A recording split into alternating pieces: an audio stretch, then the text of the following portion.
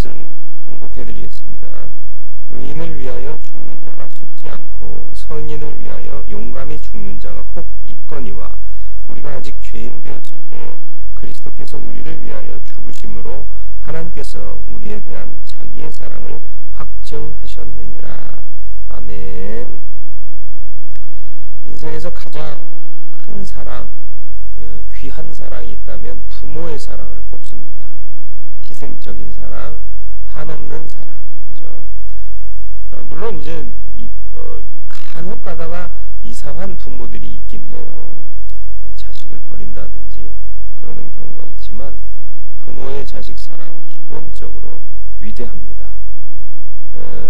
그런데 이 부모의 자식 사랑이 어떤 사랑이냐, 어떻게 진행되는 사랑이냐, 현재를 보지 않는 거예요. 그리고 단점을 보지 않는다. 이게 부모의 사랑의 큰 특징입니다. 단점이 보이지 않아요. 여러분 자녀들 다 이쁘지 않으세요? 물론 이제 커가면서 미운 7살을 지나고 사춘기를 지나면서 또 왼수 같아질 때도 있지만 그럼에도 불구하고 이쁘잖아요. 저는 어렸을 때 제가 세상에서 제일 예쁜 아이인 줄 알았어요. 안 그러셨어요? 우리 부모님은 항상 예쁘다 하니까 정말 예쁜 줄 알았어요. 물론 나중에 이제 현실을 맞닥뜨리면 아이의 충격은 사뭇 클 수도 있지만 예뻐요. 눈에 단점이 안 보여요. 그리고 부모의 사랑은 현재를 보는 게 아니에요. 간단하게 보세요. 현재 만족할 게 도대체 어디 있어요? 맨날 울기만 하잖아. 물론 어쩌다 빵꾸 웃기도 해요. 근데 웃는 경우는 거의 많지 않고 우는 경우가 더 많잖아요. 배고파도 울어요. 쌌어도 울어요. 또 아파도 울어요. 그런 거 보면 현재로서는 뭘 어떻게 바랄 게 없잖아요. 현재의 모습 속에서는 사랑할 건덕기가 없어요. 그러나 이 아이가 커서 자라서 무엇이 될까 하는 소망이 있기 때문에 부모의 사랑은 유효한 거예요. 우리가 누구를 만나면 지금 당장에 모든 걸 가지고 평가하잖아요. 아, 이 인간 안 되겠다. 지금 만나본 결과 안 되겠다는 거예요. 지금으로. 그러나 부모님의 사랑은요, 지금 영 아니어도요, 얘가 반드시 밝힐 거다. 더 좋은 미래가 이 아이에게 열릴 것이다. 이런 마음이 있기 때문에 끊임없이 사랑하시게 되는 거죠.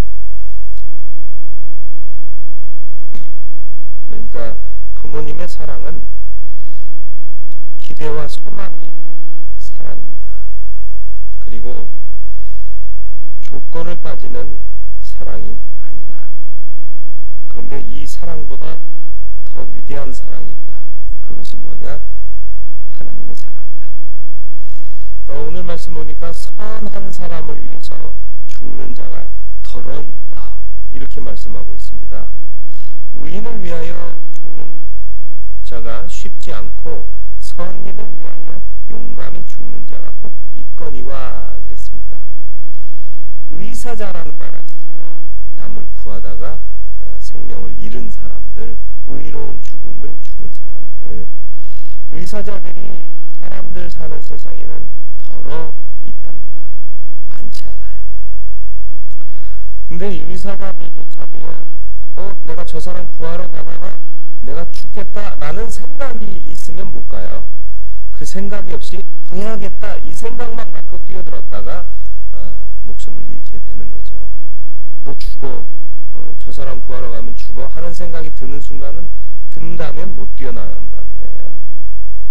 그러니까 내가 죽을 줄 알고도 사람을 구할 수 있다라는 거는 이건 엄청난 거예요.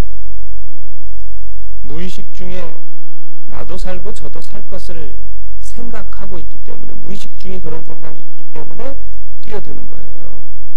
나도 죽고 저도 죽는다 그러면 안 뛰어든다는 거죠. 죄인을 위해서는 그러나 죽는 자는 없습니다. 여러분 한번 생각해 보세요. 죄인인데 내가 그를 대신해서 죽어야 되느냐? 절대 그럴 수 없어요.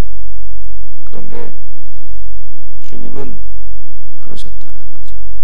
이게 차별적인 사랑이죠. 물론 자식을 위해서 부모는 대신 죽을 수 있어요. 자식이 죄인일지라도.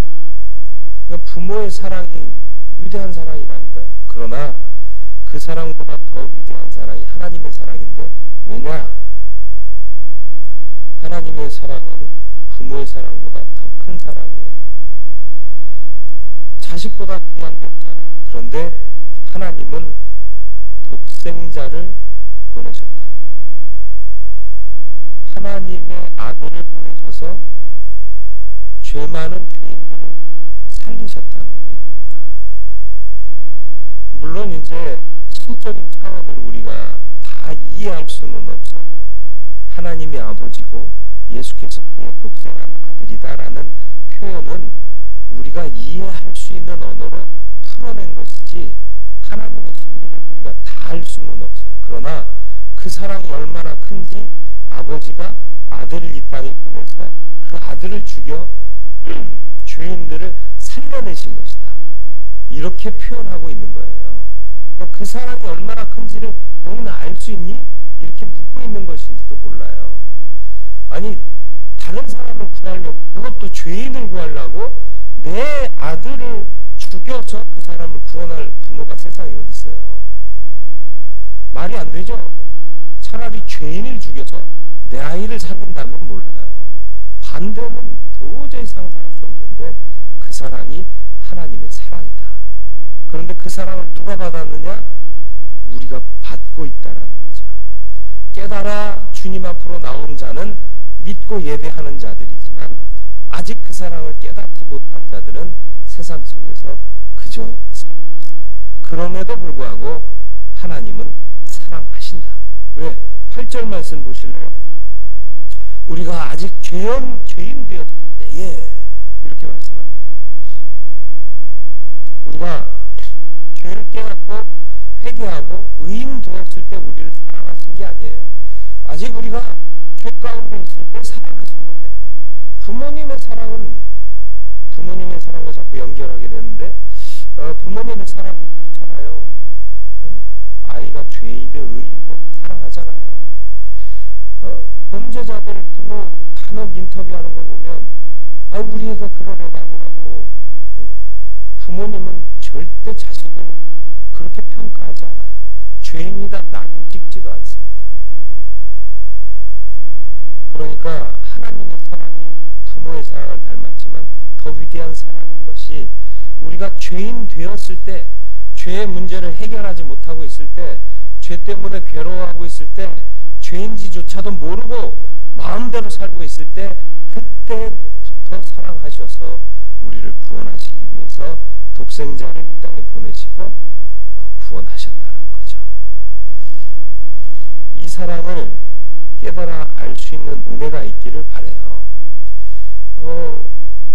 기도하면 돼요. 늘 생각하면 돼요. 야, 이거 말이 되냐? 이렇게 의문을 갖다가도 믿음이 생기는 경우가 있어요. 왜요? 말씀 안에 생명이 담겨져 있고 그 생명은 우리를 변화시키는 능력이기 때문에 그렇습니다. 예수 그리스도께서 이 땅에 오셔서 십자가를 지셔서 이 십자가는 사랑의 확증입니다. 8절 말씀에서 보면 하나님께서 우리에 대한 자기의 사랑을 확증하셨느니라. 자식보다 귀한 게 있어요, 없어요? 부모에게 있어서. 부모에게 있어서 자식보다 귀한 게 있어요, 없어요? 없어요. 근데 독생자를 보내서 죽이기까지 하면서 살려낸 존재라면 어떤 자들일까요? 자식보다 귀한 자들이에요. 그래서 그 자들을 자녀로 삼으신 거예요. 그러니까 자녀와 맞먹는 가치를 하나님께서 우리에게 부여해 주신 거예요. 그 사랑이 놀라운 거죠. 그 사랑을 우리가 다 받고 있는 거예요. 깨닫고 믿으면 풍성한 은혜가 더해지고요. 그렇지 않으면 모르고 사는 거예요. 알고 사는 것과 모르고 사는 건 천양지차잖아요. 어렸을 때 부모를 잃었어요. 근데 부모가 예를 들어서 대기업 그룹의 회장이에요. 모르고 살면 힘들게 살 수밖에 없어요. 근데 부모를 찾았어요. 만났어요. 그러면 그 인생은 바뀌는 거죠. 하나님은 천지의 창조주여 역사의 주관자이십니다. 그 아버지를 발견하고 만나면 놀라운 은혜의 삶이 시작되는 거예요. 이 놀라운 은혜의 삶은 우리가 기대하는 어떤 보상이 아니에요. 영원한 생명을 보장해 주시고요. 사는 동안에도 은혜로 보호해 주신다는 거예요. 우리의 간증이 있잖아요. 예? 우리의 간증들이 있지 않습니까? 나중에 이제 우리 강정수 집사님도 큰 간증이 생기셨어요. 목에 있는 동맥이 이게 나뭇가지에 찔려서 끊어질 수도 있었는데 찢어졌대요. 그러니까는 한쪽이 찢어졌으니까 살 수가 있었던 거예요. 끊어졌으면 돌아가셨을지 몰라요. 사고가 안 났으면 더 좋았겠지만 사고가 인생 중에 안 날 수 없잖아요. 그래서 제가 신방하면서 읽어드린 말씀이 시편 23편이에요. 여호와는 나의 목자시 내가 부족함이 없으리로다. 그가 나를 푸른 초장 쉴만한 물가로 인도하신다. 너무 행복할 것 같죠? 하나님 인도하면. 근데 4절 가면 흑암의 사망의 음침한 골짜기를 내가 다닐지라도 라는 말씀이 나와요. 인생이 그래요. 평안한 황금길만 다닐 수가 없어요. 예? 흑암의 권세, 죽음의 사망의 음침한 골짜기가 어느덧 내게 다가올 수 있단 말이에요. 그러나 중요한 건 뭐냐? 여호와가 함께 하시고 나를 인도하시면 내가 사망의 음침한 골짜기를 다닐지라도 해를 두려워하지 않을 것은 주께서 나와 함께 하십니다. 주의 지팡이와 막대기가 나를 안위하십니다. 안전하게 위하여 주십니다. 지키시고 보호하십니다.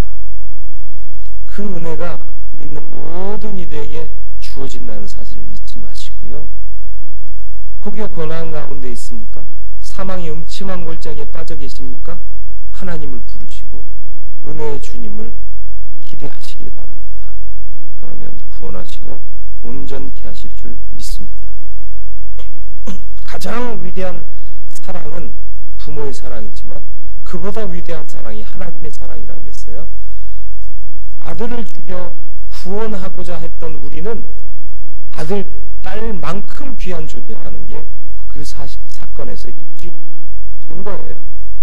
그래서 믿음으로 받는 자는 다 하나님께서 그 자녀 삼아 주십니다. 요한복음 1장 12절로 13절 같이 읽습니다. 영접하는 자, 그 이름을 믿는 자들에게는 하나님의 자녀가 되는 권세를 주셨으니 이는 혈통으로나 육종으로나 사람의 뜻으로 나지 아니하고 오직 하나님께로부터 난 자들이니라. 아멘. 믿기만 하면 하나님께서 낳아주신대. 낳았다는 사실을 아십니까? 여자들이 애 낳는 게 쉬워요, 어려워요? 어려워요. 옛날에는요, 요즘처럼 의술이 발달하지 않았을 때는요, 엄마들이 그 팻마루 앞에 신발 벗어놓고 들어가는 거 다시 한번 봤대잖아요. 예. 애 낳다 죽는 일이 너무 많았기 때문에. 그래서 내가 다시 저신을 주니까 그러면서 들어와서 아이를 낳았대요. 예. 의술이 좋아서 생명을 보존하긴 하지만 그 고통은 똑같아요. 예. 자식들은 늘 이런 엄마를 기억하고 죽도록 효도해야 되는데